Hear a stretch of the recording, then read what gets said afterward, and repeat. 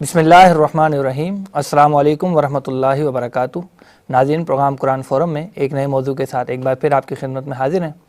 ناظرین، اللہ تعالیٰ انبیاء کرام علیہم الصلاۃ والسلام کو آسمانوں اور زمین پر قائم اپنی بادشاہت کے جو مشاہدات کراتا رہا ہے، جن کی بنا پر وہ اپنی اپنی اقوام کے سامنے آنے والے دور سے متعلق کچھ خبریں بیان کرتے رہے، اور سب سے بڑھ کر یہ مشاہدات نبی اکرم صلی اللہ علیہ وسلم کو کرائے گئے۔ لہذا مستقبل کے حوادث و واقعات کے ضمن میں جو پیشن گوئیاں آپ صلی اللہ علیہ وسلم نے کی ہیں، ان کے حتمی اور قطعی ہونے میں کسی شک کا امکان نہیں۔ لیکن افسوس کہ عہد حاضر میں مادیت اور مادہ پرستی کے زیر اثر ہماری جدید تعلیم یافتہ نسل کی ایک عظیم اکثریت ان پیشن گوئیوں کو لائق توجہ نہیں سمجھتی، جبکہ وہ حوادث و واقعات جن کی خبریں دی گئی ہیں، ان میں سے بہت سی روز روشن کی طرح عیاں ہو چکی ہیں۔ ناظرین، آج کے اس پروگرام میں ہم انہی پیشن گوئیوں کی روشنی میں آنے والے دور کی تصویر کو دیکھنے کی کوشش کریں گے۔ گفتگو کے لیے ہمارے ساتھ موجود ہیں حسب سابق ہمارے معزز مہمان، معروف دینی اسکالر جناب شجاع الدین شیخ صاحب۔ آئیے ان سے گفتگو کرتے ہیں۔ السلام علیکم ورحمۃ اللہ وبرکاتہ۔ وعلیکم السلام ورحمۃ اللہ وبرکاتہ۔ شیخ صاحب، مزاج کیسے ہیں؟ الحمدللہ، آپ خیریت سے؟ ماشاءاللہ، اللہ کا بڑا احسان ہے۔ شیخ صاحب، جیسے ابھی ہمارے تعارف میں بات آئی کہ کچھ آنے والے دور کی تصویر کو ہم دیکھنے کی کوشش کریں گے ان پیشن گوئیوں کی روشنی میں جو نبی اکرم صلی اللہ علیہ وسلم نے بیان فرمائی ہیں۔ تو اس ضمن میں سب سے پہلا سوال آپ سے یہ ہے کہ مستقبل جو آنے والا ہے اس کی سب سے بڑی حقیقت کون سی ہے؟ نحمدہ و نصلی علی رسولہ الکریم، اما بعد، بسم اللہ الرحمن الرحیم۔ بنیادی طور پر یہ موضوع آج کل ہمارے خاصہ بیان میں بھی رہتا ہے، اور بہت سارے گوشوں سے علامات قیامت اور مستقبل کے واقعات اور اس طرح کے امور پر بہت ساری گفتگو آئی ہے، کتابوں کی شکل میں، بیانات کی شکل میں، ڈاکیومنٹریز کی شکل میں، یہاں تک کہ بعض لوگوں نے اینڈ آف ٹائم کے نام سے بھی ایک ڈاکیومنٹری بنا دی۔ کئی مرتبہ آپ غور کیجئے گا کہ اس میں ایک ذرا فکشن کا پہلو بھی آ جاتا ہے، اور اس میں ذرا ایک اندازے لگا کر کچھ باتوں کا صغرا کبرا جوڑ کر کچھ تجزیہ کرنے کی طرف بھی توجہ رہتی ہے۔ سچی بات یہ کہ مستقبل کے حوالے سے جو سب سے بڑی حقیقت ہے وہ تو ہے کہ قیامت کا برپا ہونا اور اصل زندگی آخرت کا معاملہ پیش آ جانا۔ اسی کو قرآن الساعہ کہتا ہے، یعنی وہ گھڑی جو متعین اللہ کی طرف سے قیامت کی گھڑی۔ تو الحقیقہ اگر جس چیز کو کہا جائے گا، دا الٹیمیٹ ریالٹی جس چیز کو کہا جائے گا، وہ قیامت کا برپا ہونا۔ اور قرآن حکیم میں جا بجا اس کے اشارے، بلکہ قرآن حکیم میں تو منظر کشی کی گئی ہے، جیسے کہ اللہ کے نبی صلی اللہ علیہ وسلم فرماتے ہیں، جامع ترمذی کی روایت ہے کہ جو کوئی تم میں سے قیامت کے مناظر کو دیکھنا چاہے وہ سورۃ التکویر کا مطالعہ کر لے، سورۃ الانفطار کا مطالعہ کر لے، سورۃ الانشقاق کا مطالعہ کر لے، اذا الشمس کورت، اذا السماء انفطرت، اذا السماء انشقت۔ ان صورتوں کے آغاز میں قیامت کے برپا ہونے کا تذکرہ کیا گیا، اور یہ ایک ایسی حقیقت ہے کہ جس میں کوئی شک و شبہ نہیں۔ اللہ تعالیٰ نے جا بجا اس عقیدے کو بیان کیا، تمام پیغمبروں نے بیان کیا، تمام الہامی کتابوں کا بنیادی بیان جو ایک دعوت کے طور پر ہمارے سامنے آتا ہے، اس میں توحید کا بیان، رسالت کا بیان اور آخرت کا بیان شامل ہے۔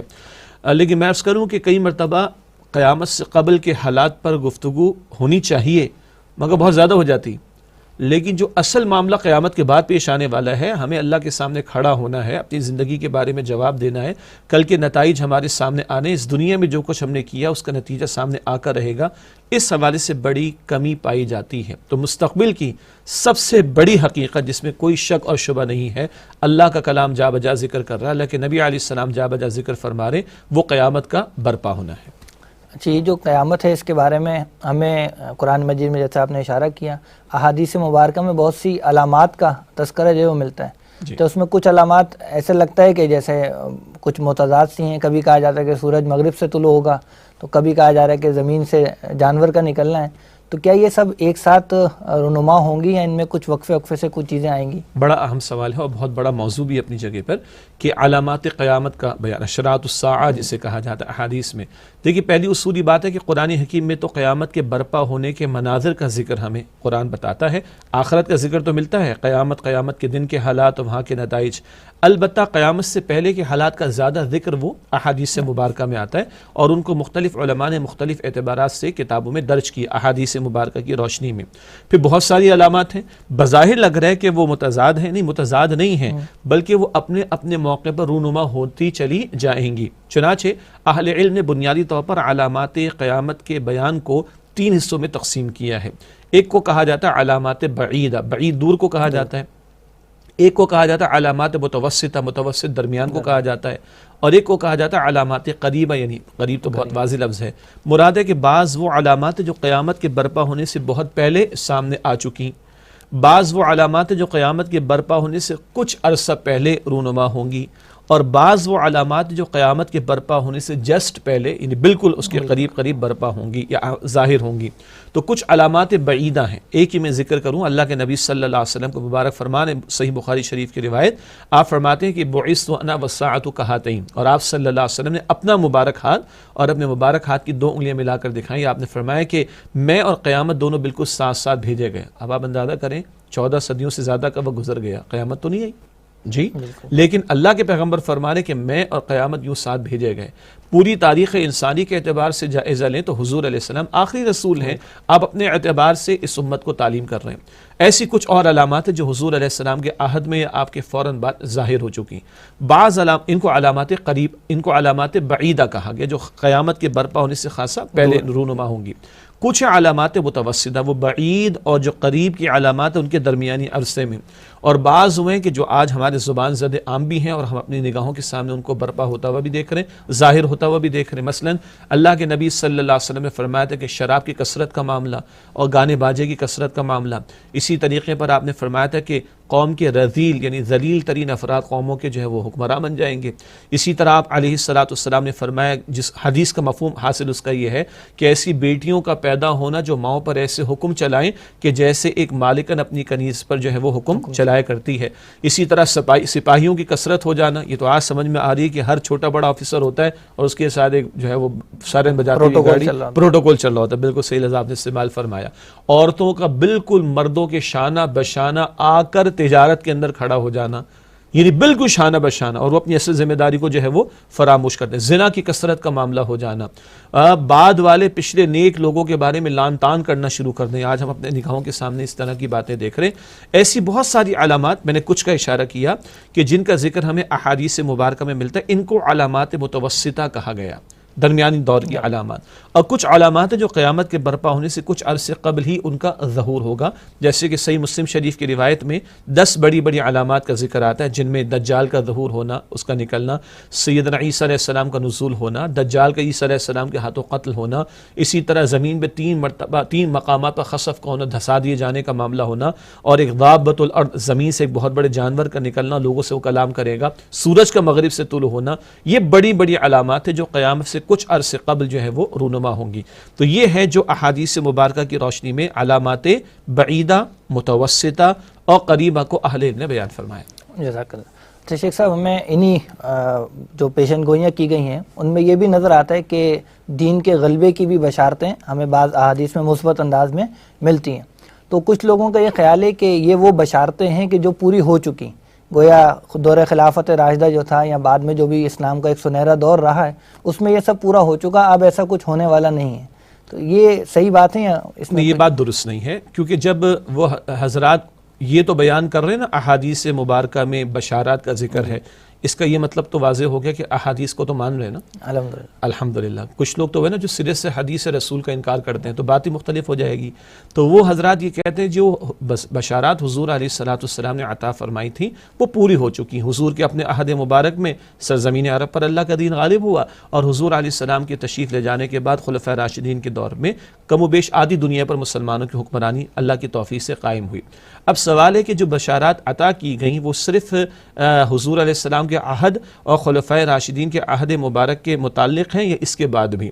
تو اب اگر پہلی بات یہ ہے کہ احادیث مبارکہ کے حوالے سے کچھ لوگ کلام کر رہے ہیں کہ بشارات پوری ہو گئیں، تو پھر یہ کہا جائے کہ احادیث کے پورے مجموعے کو سامنے رکھا جائے، اور امت کے علماء نے اس پورے مجموعے کو سامنے رکھا، اہل حق علماء نے اس پورے مجموعے کو سامنے رکھا، اور اس کا حاصل ہمارے سامنے یہ رکھا ہے کہ ہاں حضور کے عہد میں بھی دین کا غلبہ ہوا، خلفائے راشدین کے دور میں اس کی توسیع کا معاملہ ہوا، لیکن قیامت کے برپا ہونے سے پہلے پوری روئے ارضی پر اللہ سبحانہ وتعالی کے دین کا غلبہ ہونا باقی ہے۔ تو ہم یہ کہیں گے کہ کم از کم جو احادیث کا حوالہ دے رہے ہیں تو ان کی آدھی بات کو تو میں اپریشیٹ کریں گے، وہ احادیث کو دین میں حجت مان رہے ہیں۔ البتہ یہ کہا جائے گا کہ پورا مجموعہ احادیث سامنے رکھا جائے گا تو پھر ہمیں قیامت کے برپا ہونے سے پہلے کل روئے ارضی پر اللہ کے دین کے غلبے کی بشارات ملتی ہیں۔ البتہ ان بشارات سے پہلے کچھ اور معمولات بھی ہمارے سامنے آتے ہیں، معاملات بھی ہمارے سامنے آتے ہیں۔ ایک طرف اللہ کے نبی صلی اللہ علیہ وسلم کی احادیث سے معلوم ہوتا ہے، اور یہ آج کل یہ ٹاپک بڑا زبان زد عام بھی ہے، الملحمۃ العظمیٰ، بہت بڑی سطح پر جنگ کا معاملہ، جس میں بہت بڑی سطح پر ہلاکتوں کا معاملہ ہوگا اور شدید ترین وہ جنگ کا سلسلہ ہوگا جو قائم ہوگا۔ اس کے نتیجے میں بہت بڑا گھمسان گرن پڑے گا، اور کہنا چاہیے کہ بہت بڑے پیمانے پہ قتل و غارت گری کا معاملہ ہوگا۔ بعض احادیث میں تو ذکر ہمیں ملتا ہے کہ ایک پرندہ اڑ رہا ہوگا اور وہ نیچے اترنا چاہے گا اور اس کو جگہ نہیں ملنے ہوگی، اتنی لاشیں اس کو دکھائی دیں گی، اور بالآخر وہ کہیں اترے گا بھی تو کسی لاش کے اوپر اترے گا۔ اب آپ ایک پرندے کی پرواز کا اندازہ لگائیے، کتنی لاشوں کے گرنے کا معاملہ ہوگا۔ ساتھ یہ بھی یاد رہے کہ انہی احادیث سے یہ بات بھی اخذ شدہ ہمارے سامنے آتی جو اہل علم نے بیان فرمائی کہ مسلمانوں پر ایک بہت بڑا آزمائش کا مرحلہ بھی آئے گا۔ آج جو کرتوت بحیثیت مجموعی مسلمانوں کے ہم دیکھ رہے ہیں، اللہ رب العالمین کی زمین پر کوئی ایک خطہ نہیں جہاں ہم دنیا کے سامنے پیش کر سکے، آؤ یہ دیکھو اللہ سبحانہ وتعالیٰ کا دین ہے، اور تو اور مسلم ممالک میں ہم پیش نہیں کر سکتے، اور تو اور وہ ملک جو ہم نے اسلام کے نام پر حاصل کیا، اسلام کے احکام کی کس قدر یہاں پر ہم نے خلاف ورزیاں کی ہیں، اللہ اپنے حفظ و امان میں رکھے۔ تو جہاں بشارات ہیں وہاں پر یہ بھی احادیث سے معلوم ہوتا ہے کہ بہت بڑی خوفناک اور ہولناک جنگ کا معاملہ آنے والا ہے، جس میں مسلمانوں کو بھی بہت بڑے نقصانات اٹھانا پڑیں گے۔ البتہ وہ ملحمۃ العظمیٰ کا معاملہ، پھر دجال کے ظہور کا معاملہ، عیسیٰ علیہ السلام کے نزول کا معاملہ، ان کے ہاتھوں دجال کے قتل ہونے کا معاملہ، اور پھر کل روئے ارضی پر اللہ کے دین کے غالب ہونے کا معاملہ، یہ تو واضح طور پر نبی اکرم صلی اللہ علیہ وسلم کی احادیث مبارکہ میں ہمیں تفصیلات ملتی ہیں۔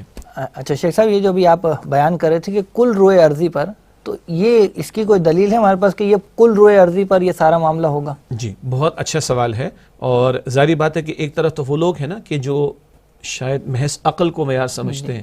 بہرحال ہم تو، ہمارے پروگرام کا نام ہی قرآن فورم ہے، تو ہم قرآن اور صاحب قرآن ہی صلی اللہ علیہ وسلم کے تعلق سے کلام کریں گے۔ بظاہر عجیب بات لگتی ہے، کیونکہ جب یہ ذکر آتا ہے، یہ موضوع بیان ہوتا ہے، تو فوراً سے آگے سے بمبارڈمنٹ آتی ہے کہ اس دور کی باتیں کر رہے ہیں۔ مطلب اس وقت حالت تو دیکھو مسلمانوں کی، گلے ان کے کاٹے جا رہے ہیں، زندگی ان پر اجیرن ہے، خون سب سے زیادہ ان کا سستا ہے، حیثیت کوئی ان کی دنیا میں باقی نہ رہی، مٹا دیے جا رہے ہیں، برباد کر دیے جا رہے ہیں، اور آپ پتہ نہیں کس زمانے کس دور کی باتیں کر رہے ہو کہ اسلام پوری سورہ ارضی پر غالب ہوگا۔ تو ایک ہے نا، میں اپنی عقل سے سوچوں، دیکھیے سچی بات ہے کہ جب میں اللہ اور اس کے رسول علیہ السلام کو مان چکا، تو مجھے اپنی عقل کو سرنڈر کرنا ہوگا اس مفہوم میں کہ میں اپنی عقل کو اوقات میں رکھوں۔ کیا مطلب؟ یہ عقل نقل کے تابع رہے گی۔ شاید کسی موقع پر ہم نے کلام کیا ہے، شاید کسی پروگرام میں، نقل سے مراد جو وحی کی تعلیم منتقل ہو کر ہم تک پہنچی، وحی کی تعلیم اوپر ہوگی، ہماری عقل نیچے رہے گی۔ اب آئیے تھوڑا پہلے نقل کو دیکھیں، پھر عقل کی بھی بات کر لیں گے انشاءاللہ۔ اللہ کا کلام اشارے دیتا ہے ہمیں، نو ڈاؤٹ، میں نے اسی لیے پہلے کہا کہ تفصیل احادیث میں آتی ہیں۔ اللہ کے کلام میں 3 مرتبہ نبی اکرم صلی اللہ علیہ وسلم کے مقصد بعثت کو بیان کیا گیا، یعنی کیوں اللہ نے آپ کو اپنا رسول بنا کر بھیجا۔ قرآن 3 مرتبہ بتاتا ہے، سورہ توبہ کی آیت نمبر 33 میں، سورہ فتح کی آیت نمبر 28 میں، اور سورہ صف کی آیت نمبر 9 میں، تینوں مرتبہ ذکر آیا، هو الذی ارسل رسولہ بالہدی ودین الحق لیظہرہ علی الدین کلہ۔ وہ اللہ جس نے اپنے رسول مکرم صلی اللہ علیہ وسلم کو بھیجا الہدا، مکمل ہدایت نامہ قرآن دے کر، ودین الحق، دین حق، دین اسلام دے کر، لیظہرہ علی الدین کلہ، تاکہ آپ اس دین حق کو کل نظام زندگی پر غالب فرما دیں۔ تو یہ وہ انسانیت کا ایک ارتقاء ہے، معاشرتی اعتبار سے، غاروں سے ہو کر، چھوٹی بستیوں سے ہو کر، بڑے قبائل سے ہو کر، بڑے شہروں سے ہو کر، ریاست اور ریاست سے اوپر اب گلوبل اسٹیٹ، ایک عالمی ریاست کی سطح کے معاملات پر انسان پہنچا ہوا ہے۔ تو اللہ خالق ہے نا، اس نے ہی پیدا کیا، جب بندہ غار میں تھا تب بھی وہی خالق، آج بھی وہی خالق، اس وقت بھی رہنمائی اس نے عطا فرمائی، اب بھی رہنمائی اسی کے ذمہ جو وہ عطا فرما چکا ہے۔ تو انسان کے اس ایولوشن جو کہ سوشل لیول پر ہے، انسان کے اس ارتقاء اور ایک عالمگیر سطح پر آ جانے کا بھی تقاضا یہ ہے کہ گلوبل لیول کا سسٹم اس کے پاس موجود بھی ہو اور عملاً وہ نافذ بھی ہو جائے۔ اور یہی وہ بات ہے کہ جو حضور کا مقصد بعثت ہے کہ آپ کی رسالت عالمگیر ہے، تو آپ کا لائے ہوا دین، اس کا غلبہ بھی عالمی سطح پر ہونا چاہیے۔ یہ سارے پروسیس کا منطقی اور عقلی اور لاجیکل تقاضا بھی بنتا ہے۔ جزاک اللہ شیخ صاحب۔ محترم ناظرین، پروگرام میں وقت ہوا ایک بریک کا، بریک کے بعد انشاءاللہ حاضر خدمت ہوتے ہیں اور جاننے کی کوشش کریں گے کہ یہ ساری بشارتیں آخر کب پوری ہوں گی اور ان بشارتوں کا آغاز کس جگہ سے ہوگا، اور اس ضمن میں ہم مسلمانوں کی کیا ذمہ داری بنتی ہے، ان تمام سوالوں کے جوابات جاننے کی کوشش کریں گے۔ بریک کے بعد حاضر ہوتے ہیں، اجازت دیجیے۔ السلام علیکم ورحمۃ اللہ وبرکاتہ۔ السلام علیکم ورحمۃ اللہ وبرکاتہ۔ پروگرام قرآن فورم میں ایک مرتبہ پھر آپ کو خوش آمدید کہتے ہیں۔ ہمارے ساتھ موجود ہیں جناب شجاع الدین شیخ صاحب، اور ان سے ہم گفتگو کر رہے ہیں آنے والے دور کی ایک تصویر اور جو پیشن گوئیاں نبی اکرم صلی اللہ علیہ وسلم نے فرمائی ہیں ان کے بارے میں جاننے کی کوشش کر رہے ہیں۔ شیخ صاحب، یہ آپ نے بیان کیا تھا کہ یہ جو دین ہے اس کا غلبہ کل روئے ارضی پر ہوگا، اور یہ اللہ کے رسول صلی اللہ علیہ وسلم کی واضح ارشادات سے ہمیں پتہ لگتا ہے۔ سوال یہ ہے کہ ایسا ہوگا کب؟ کیونکہ جو صورتحال اس وقت امت مسلمہ کی نظر آ رہی ہے، جیسے آپ نے اپنی گفتگو میں بھی ذکر کیا تھا کہ ہمارے پاس تو کوئی اختیار ہی نہیں ہے، تو بظاہر تو لگتا ہے کہ ایسا کوئی دور دور تک امکان نہیں ہے۔ تو اس بارے میں ہم کیا سوچیں، یعنی کیا یہ صرف خیالی ایک دنیا ہے یا واقعی ایسا کچھ ہونے والا ہے؟ جزاک اللہ خیرا۔ بہت اہم سوال ہے، عملی سوال بھی ہے، اور یہ سوال پریشان بھی کرتا ہے۔ دیکھیے، بشارات کس نے عطا فرمائی؟ رسول اکرم صلی اللہ علیہ وسلم نے۔ ہمارا ایمان ہے کہ یہ بشارات تو یقینی ہیں۔ اب بات یہ کہ کیا ہماری ہی زندگی میں ہو، یہ ایک بڑا اہم سوال ہے۔ تو اس کو ذرا اس تناظر میں دیکھیے، نبی اکرم صلی اللہ علیہ وسلم سے قبل 1.25 لاکھ انبیاء اور رسول دنیا میں آئے، اور عظیم اکثریت کا عالم کیا ہے؟ کشاکش جاری رہی، جد و جہد جاری رہی، مگر دین غالب نہ ہوا۔ ہم قرآن حکیم کا مطالعہ کر جائیں، سورہ اعراف میں، سورہ ہود میں، سورہ شعراء میں 6 قوموں کا ذکر آتا ہے۔ ان قوموں سے کشاکش جو رسولوں کی جاری رہی، نوح علیہ السلام، ہود علیہ السلام، صالح علیہ السلام، لوط علیہ السلام، شعیب علیہ السلام، موسیٰ علیہ السلام، محنتوں کی انتہا ہے ان پیغمبروں کے۔ نوح علیہ السلام نے کتنے برس؟ 950 برس تک دین کی جد و جہد۔ اب بتائیے پیغمبروں کے قریب کون پہنچ سکتا ہے؟ سوال ہی پیدا نہیں ہوتا۔ مگر ان حضرات، ان انبیاء اور رسول کی محنتوں کا نتیجہ بھی کئی مرتبہ سامنے نہیں آیا۔ تو بشارات ایک بات، اور فرض کو ادا کرنا دوسری بات ہے۔ ان انبیاء اور رسول نے اپنی جان تک لگا دی۔ آپ کے علم میں بعض انبیاء شہید کیے گئے، یحییٰ علیہ السلام، زکریا علیہ السلام، یہ شہید تک کیے گئے ہیں۔ کئی اور انبیاء شہید کیے گئے، مگر انہوں نے اپنے آپ کو لگا دیا۔ اب آئیے رسول پاک علیہ السلام کے عہد مبارک کے تعلق سے پھر اپنے تعلق سے سمجھنے کی کوشش کریں۔ جب اللہ کے رسول مبعوث ہوئے ہیں اور 23 برس کی مستقل محنت اور جد و جہد آپ نے کی ہے، اس جد و جہد کے دوران بعض صحابہ ہیں جو مکہ مکرمہ میں شہید کر دیے گئے۔ پہلی شہادت حضرت سمیہ رضی اللہ تعالی عنہ ایک خاتون کی ہے، شہید کر دی گئی، بڑی مظلومانہ کیفیت میں ان کو شہادت کا رتبہ ملا ہے۔ اسی طرح حضرت یاسر ان کے شوہر رضی اللہ تعالی ان کو بھی بڑی مظلومانہ کیفیت کے ساتھ شہید کر دیا گیا۔ دین تو غالب نہیں ہوا۔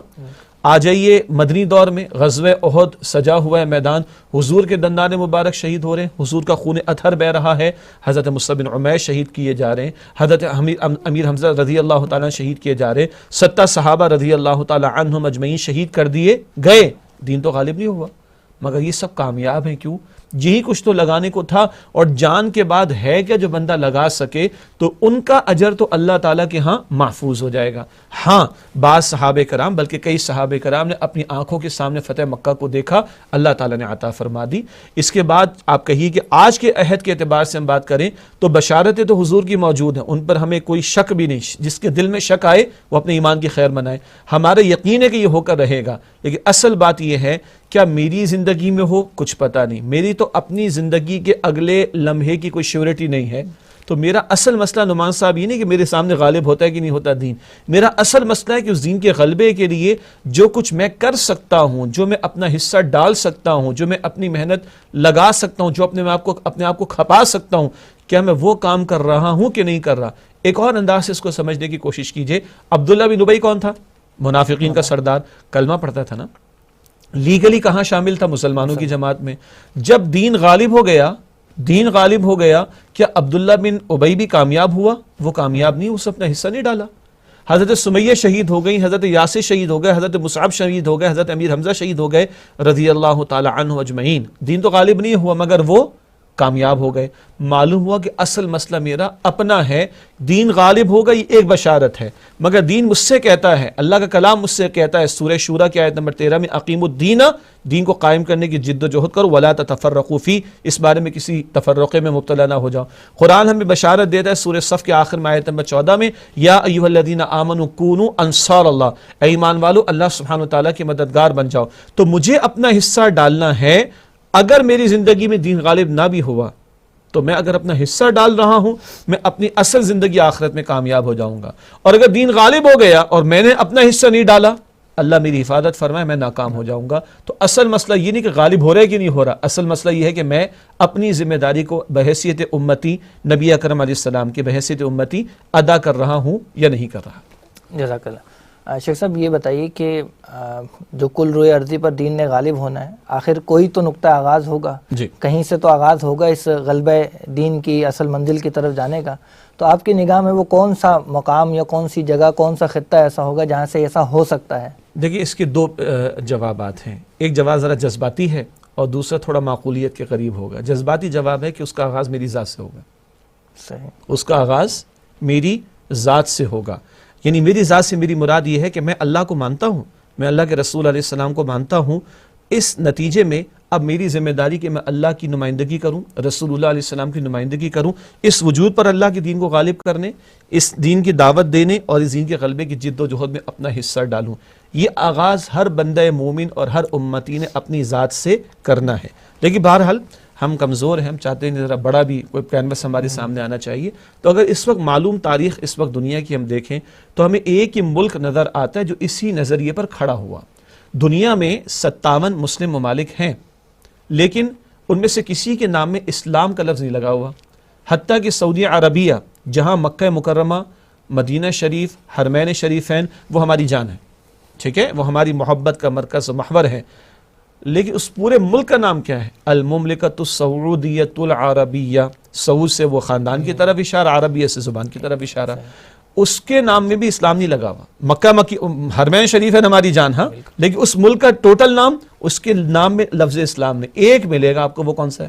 وہ ہے اسلامی جمہوریہ Pakistan, Islamic republic of Pakistan, یہ اس ملک کا آفیشیل نام ہے۔ اس میں پاکستان بعد میں، اس میں ریپبلک بعد میں، اس میں اسلام پہلے ہے۔ تو یہ تو ہم طے کیے ہوئے بیٹھے ہیں کہ جناب یہ ملک ہم نے لیا اس لیے کہ یہاں پر اللہ رب العالمین کا دین غالب ہو، باقیوں کو تو اب یہ طے کرنا ہے کہ یہ منزل ہے بھی کہ نہیں۔ تو اگر آپ مجھ سے سچی بات پوچھیں کہ کہاں سے ہونے کا ظاہر کے اسباب کے تحت امکان نظر آتا ہے، تو بھائی یہیں سے نظر آتا ہے، اس سے کہ باقیوں نے تو اب یہ منزل طے ہی نہیں کی، معاف کیجئے گا، کہ ان کی منزل میں یہ بات شامل ہو، ان کے آبجیکٹیوز میں یہ بات شامل ہو کہ ہم نے اسلام کو ایز اے نظام قائم کرنا ہے۔ یہ ملک تو بنا ہی اس کام کے لیے، لاکھوں لوگوں نے جانی دی اسی کام کے لیے۔ اس کے کانسٹیٹیوشن میں ہم نے طے کر دیا کہ حاکمیت بندوں کی نہیں، حاکمیت اللہ کی، سوورنٹی بندوں کے لیے، سوورنٹی اللہ کی ہے، قانون سازی کا حق ہمارا نہیں، اللہ اس کے رسول کا، ہم بنائیں گے تو کتاب و سنت کے خلاف نہیں بنائیں گے۔ تو سچی بات تو یہ ہے کہ اس کا امکان یہیں سے لگتا ہے، اور اللہ کی شان دیکھیے کہ جانے دی اس کام کے اوپر۔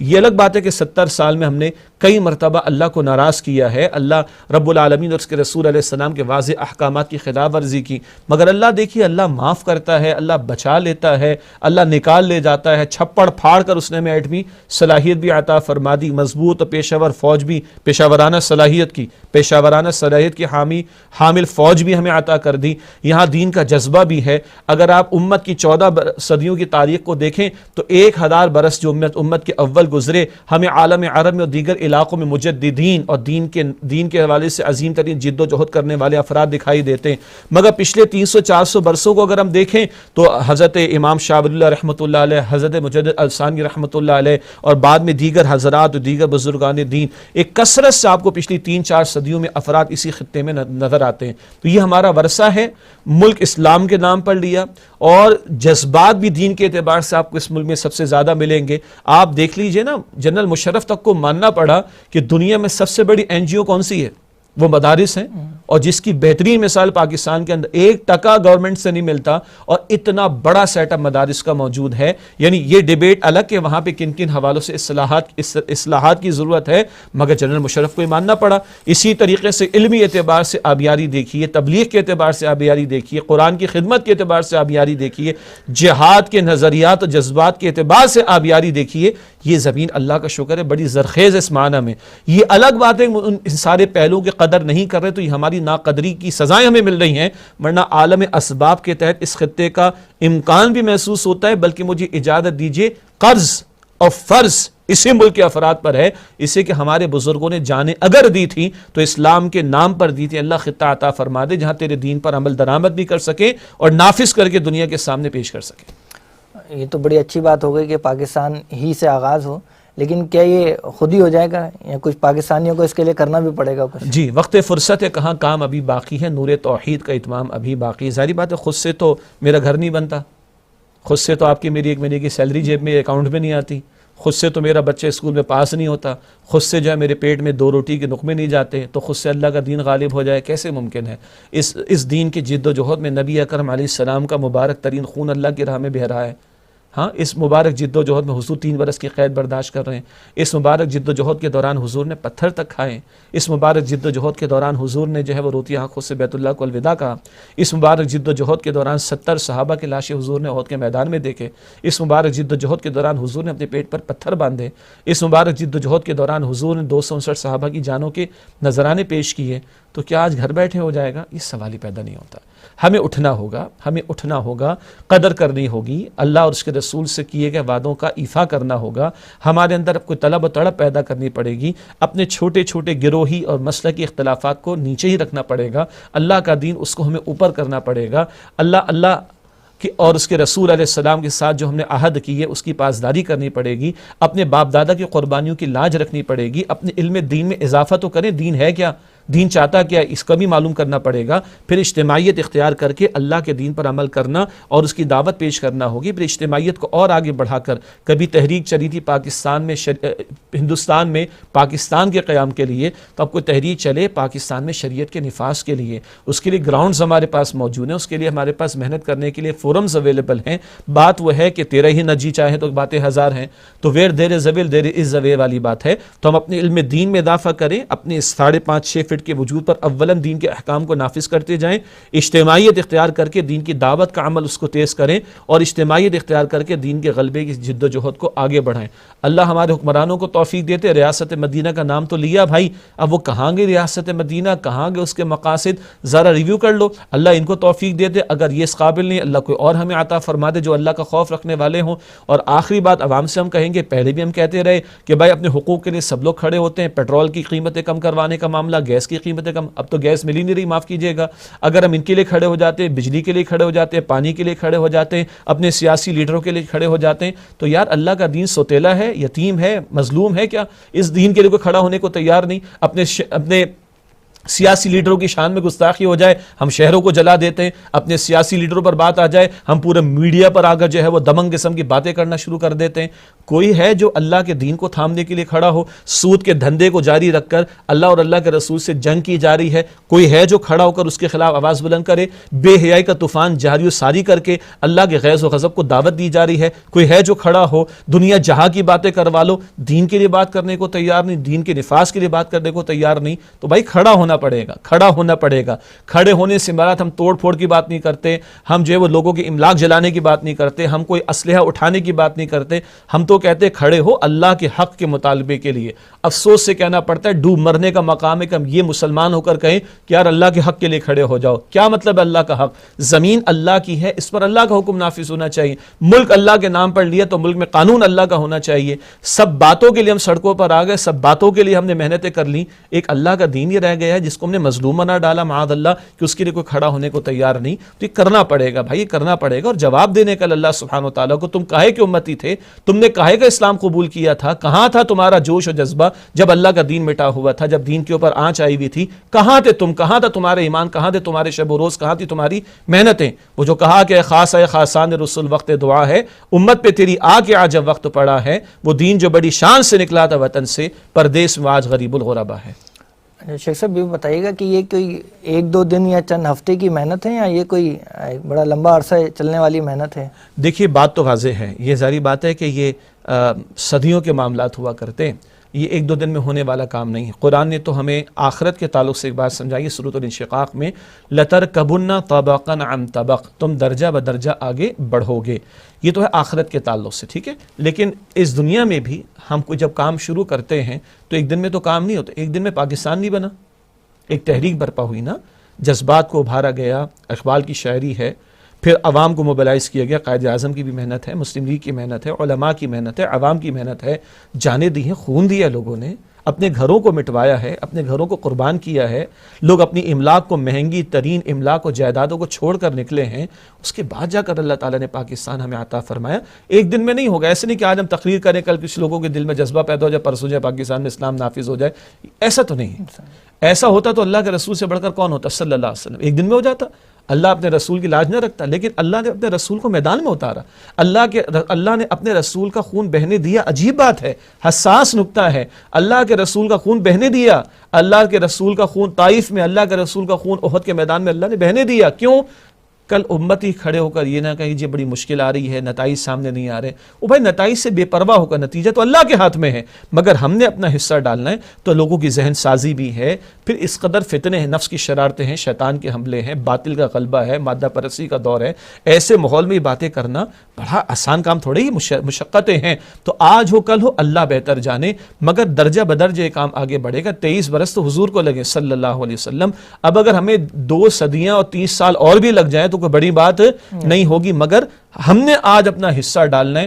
پتہ نہیں ہم ہوں کہ نہ ہوں، ہم نے تو جواب اللہ کو دینا کہ تمہارے بس میں جو تھا تم نے وہ کیا یا نہیں کیا۔ شیخ صاحب اسی نقطے پر بس ہم آخری سوال آپ سے یہ ہے کہ ہماری جو ناظرین ہیں جو پروگرام دیکھ رہے ہیں اور ہم لوگ بھی جو ہیں، ہم سب کے لیے آخر میں کیا پیغام ہے عملی اعتبار سے؟ دیکھیں دو باتیں میں آپ کے سامنے رکھوں۔ پہلی بات تو ہے کہ ہر شخص اپنے دائرے کار کے اعتبار سے محنت کرے۔ مجھے خیال اس وقت آئے سے میں نے جملہ کہا، بہت سی خواتین بھی یہ پروگرام دیکھ رہی ہیں نا، دیکھیے آج انہی ماؤں کی گود میں جو بچے پل رہے ہیں، انہی میں سے کل کوئی سائنٹسٹ بھی بن جائے گا، انجینئر بھی بن جائے گا، ڈاکٹر بھی بن جائے گا، بالکل بنے بھائی۔ کیا اچھا ہو کہ وہ مسلمان سائنٹسٹ بنے، وہ مسلمان ڈاکٹر بنے، وہ مسلمان انجینئر بنے، اور آج اس ماں کی محبت بھری گود میں ایسی شفقت والی تربیت ہو کہ کل کا وہ مجاہد بھی بنے، کل کا وہ داعی دین بھی بنے، کل کا وہ مبلغ بھی بنے۔ یہ تو ایک ماں کے لیے ہو جائے گا۔ ایک بیوی کے لیے کیا ہے، وہ اپنے شوہر کے لیے فرما برداری کرنے والی، تابعداری کرنے والی ہو، اور اس کو ابھارے۔ اگر وہ شوہر دین کے کام میں لگا تو سپورٹ کرے، اور نہیں تو اس کو ابھارے۔ کیسے ابھارے؟ اگر عورت جو ہے بیچاری وہ اپنے کپڑوں ہو اور زیورات اور یہی اور وہی تقاضے رکھتی رہے گی تو یا تو وہ حرام میں منہ ڈالے گا یا 2 نوکریاں کرے گا، اس کے بعد کہیں کا رہے گا نہیں۔ تو اپنے مطالبات کم کر کے اپنے شوہر کو فیسیلیٹیٹ کرے کہ وہ باہر دین کا کام کرے۔ اسی طرح جو جس پوزیشن میں ایک ممبر رسول علیہ السلام پر بیٹھا ہوا خطیب ہے، کتنا بڑا اس کے پاس مجمع ہے جمعے کے دن خاص طور پر، ایک استاد کے پاس کتنی بڑی نسل ہے، ایک صاحب اختیار کے پاس کس قدر اختیار موجود ہے۔ ہم کہاں اپنے گھر، اپنے محلوں، اپنے علاقوں میں دین کی بات کروا سکتے ہیں۔ ہم نے ایک پروگرام کیا تھا نا قرآن حکیم کے تعلق سے کہ کس طرح ہم قرآن کی دعوت کو کروڑوں لوگوں تک پہنچا سکتے ہیں۔ اسی طرح ہر بندہ اپنے دائرے کار کے اعتبار سے دیکھے ایک، اور دوسری بات یہ ہے ہم یہ جان لیں کہ بھائی میرا وقت کبھی بھی ختم ہو سکتا ہے، میں ذمہ دار ہوں اپنے فرض کو ادا کرنے کا۔ نتائج نکلتے نہیں نکلتے وہ اللہ کے اچھا اللہ کے اختیار میں تو سب کچھ ہے نا۔ اللہ چاہے ابھی آنن فانن قائم کر دے، اللہ کو کیا مشکل ہے، لیکن اللہ میرا اور آپ کا امتحان لے رہا ہے۔ اللہ کے بہت سے انبیاء شہید ہو گئے، دین تو غالب نہ ہو، انبیاء اللہ کے کامیاب ہو گئے، صحابہ شہید ہو گئے، دین غالب نہ ہو، وہ کامیاب ہو گئے۔ ہم بھی اگر کھپا دیں اپنے آپ کو، دین غالب نہ ہو تو ہم کامیاب ہو جائیں گے، کام ضرور ہوگا انشاءاللہ تعالی۔ جیسے کہ حضرت عیسیٰ علیہ السلام نے بڑی پیاری بات بیان فرمائی کہ میں تو آنے والے دور کے لیے راستے کو صاف کر رہا ہوں۔ حضور علیہ السلام اور عیسیٰ علیہ السلام میں 600 برس کا فرق ہے۔ عیسیٰ علیہ السلام فرما رہے میں آنے والے دور کے لیے راستے کو صاف کر رہا ہوں، اور آپ جانتے ہیں یہود تو دشمنی کی انتہا پر آ گئے کہ معاذ اللہ عیسیٰ علیہ السلام کی جان کے درپے ہو گئے، اللہ تعالیٰ نے کو آسمانوں پر بلند کر لیا، مگر وہ کیا فرما گئے، میں تو آنے والے دور کے لیے راستے کو صاف کر رہا ہوں۔ اسی طرح ایک حکایت بڑی مشہور ہے کہ ایک چڑیا جب ابراہیم علیہ السلام کو آگ میں ڈالا جانا چاہ رہے تھے وہ لوگ اور آگ تیار کی گئی، تو ایک چڑیا آ کر ایک قطرہ ڈال رہی ہے چونچ میں لا کر، تو کہا بھی چڑیا تمہاری قطرہ ڈالنے سے کوئی آگ بجھ جائے گی؟ کہا بالکل نہیں بجھے گی۔ تو کہا خامخواہ کی ایکسرسائز کا کیا فائدہ؟ اس سے کہا نہیں، میں یہ چاہتی ہوں کہ میرا نام ابراہیم علیہ السلام کے لیے آگ بجھانے والوں میں لکھا جائے، آگ لگانے والوں میں نہ لکھا جائے۔ تو آگ تو لگی ہوئی ہے بھائی، ہم دیکھیں ہم بجھانے والوں میں شامل ہو رہے ہیں یا لگانے والوں میں شامل ہو رہے ہیں۔ باقی ہماری زندگی میں ہو جائے تو یہ بونس ہے، لیکن اصل بات یہ نہیں، اصل بات وہی ہم نے جہاں سے بات شروع کی تھی، الحقیقت کیا ہے، وہ اصل میں آخرت کی زندگی ہے، اور وہاں کی تصویریں، وہاں کی بشارات بڑی پکی ہیں۔ وہ بشارت اللہ قرآن میں دیتا ہے جنت کی صورت میں، وہ بشارت اللہ کے رسول دیتے ہیں احادیث مبارکہ میں۔ کبھی قرآن کہتا ہے کہ اللہ تمہیں سلام کہے گا، کبھی حضور فرماتے ہیں کہ میں تمہیں جام کوثر سے پلاؤں گا، کبھی اللہ فرماتے جنت الفردوس تمہارے لیے تیار، کبھی اللہ فرماتے میرا دیدار تمہارے لیے تیار۔ یہ وہ تصویریں جو حقیقی تصویریں ہیں جن کی بشارت قرآن کریم اور احادیث سے پکی موجود ہیں. تو اگر آج میں نے اپنے آپ کو لگایا, کھپایا اور اپنی محنت اس میں لگا دی تو انشاءاللہ تعالیٰ یہ بشارات تو میرے اور آپ کے لیے پکی ہوں گی. ایک اور انداز سے ایک صاحب نے یوں سمجھایا کہ بھائی ہمارا کام تو دہاڑی کے مزدور کی طرح, بلڈنگیں بنتی ہیں نا 20 منزلہ بلڈنگ اور 30 منزلہ, 50 آئے انہوں نے 2 مہینے کام کیا چلے گئے, 6 منزلہ بن پائی ابھی اور وہ بھی فنیشنگ نہیں ہوئی. پھر 50 آ گئے کام کیا 12 منزلہ ہو سکی, ابھی فنیشنگ نہیں ہوئی. آ رہے ہیں جا رہے ہیں, 50 والوں نے 2 مہینے کام کیا, دہاڑی پکڑی چلے گئے, وہ کہاں دیکھ رہے کہ بلڈنگ کا پوری ہوگی, مگر ہوگی. ہر بندہ اپنا حصہ ڈال رہا ہے, وہ جا کے 2 سال میں کمپلیٹ ہوتی. ہم بھی دہاڑی کے مزدور ہی ہیں, اپنا حصہ ڈالیں تو اللہ کے دہاڑی پکی ہے. اللہ کی رضا, اللہ کا دیدار, اللہ کی جنت, حضور کے ہاتھوں جام کوثر, حضور کا دیدار, حضور کی شفاعت, حضور کا ساتھ, اس سے بڑی کوئی بشارت, اس سے بڑی کوئی موٹیویشن بندہ مومن کے لیے نہیں ہو سکتی. اللہ ہمیں اس کا یقین بھی دے اور عمل کرنے کی توفیق عطا فرمائے. شیخ صاحب ایک بس آخری بات یہ تھی کہ بہت سارے لوگ اس ضمن میں امام مہدی کے منتظر بیٹھے ہوئے ہیں, جی تو وہ بس بیٹھے رہیں یا کیا کریں؟ وہ ہاں بڑا اہم نقطہ ہے. امام مہدی کے منتظر رہیں, حضرت عیسیٰ علیہ السلام کے منتظر بھی رہیں, مگر اس بات کا بھی خیال رکھیں کہ موت ہماری منتظر ہے. من مات فقط قامت قیامتہ, حدیث میں آیا کہ جو مر گیا اس کی تو قیامت واقع ہو گئی. تو ایک صاحب نے بڑی پیاری بات کہی کہ پیپل آر ویٹنگ فار امام مہدی اینڈ دیئر امام مسجد is waiting for them 5 times a day. ارے لوگ امام مہدی کا انتظار کر رہے ہیں علیہ السلام, اور ان کا امام مسجد میں 5 وقت ان کا انتظار کر رہے ہیں. بھائی امام مہدی آئیں گے اور ہماری زندگی میں آئیں گے تو اللہ کرے ہم ان کی فورسز کا, ان کی فوج کا حصہ بنیں. مگر آج جو ہمارا امام 5 وقت ہمارے انتظار میں کھڑا, یہ تو کام کر لو. پتہ چلا آج دین کو سیکھنا, دین پر عمل کرنا, دین کے لیے محنت کرنا یہ ہمارے بس میں ہے, یہ ہم فوراً کر لیں اور جناب مہدی آ جائیں ان کا ساتھ دیں. اور اگر ہم پہلے جا رہے دنیا سے تو یہ کر لو تاکہ کل جو ہے وہ شرمندگی نہ اٹھانی پڑے بلکہ کامیابی مل سکے. جزاک اللہ شیخ صاحب, بہت شکریہ, آپ نے اپنے قیمتی اوقات میں سے ہمیں وقت دیا. جزاک اللہ. محترم ناظرین, احادیث مبارکہ میں جو علامات بیان ہوئی ہیں آج وہ ہمیں چشمے سر سے نظر آ رہی ہیں, اور دین کے غلبے کی جو بشارتیں دی گئی ہیں ان تک پہنچنے کے لیے ہمیں ابھی بہت سے کٹھن مراحل اور امتحانات سے گزرنا ہے, اور اللہ ہی بہتر جانتا ہے کہ ابھی امت مسلمہ کو اور کن کن صدموں سے دوچار ہونا ہے. البتہ اس میں شک نہیں کہ ایک دور لازماً آئے گا جس میں اسلام کا غلبہ ہو کر رہے گا. اللہ تعالی ہمیں ان خوش نصیب لوگوں میں شامل فرمائے جو اسلام کے غلبے کے لیے اپنے جان و مال کی قربانیاں پیش کر رہے ہیں اور نتیجتاً آخرت میں سرخرو ہوں گے. محترم ناظرین, آج کے پروگرام کے لیے بس اتنا ہی. انشاءاللہ آئندہ ہفتے ایک نئے موضوع کے ساتھ آپ کی خدمت میں حاضر ہوں گے. تب تک کے لیے اجازت دیجیے. السلام علیکم ورحمۃ اللہ وبرکاتہ.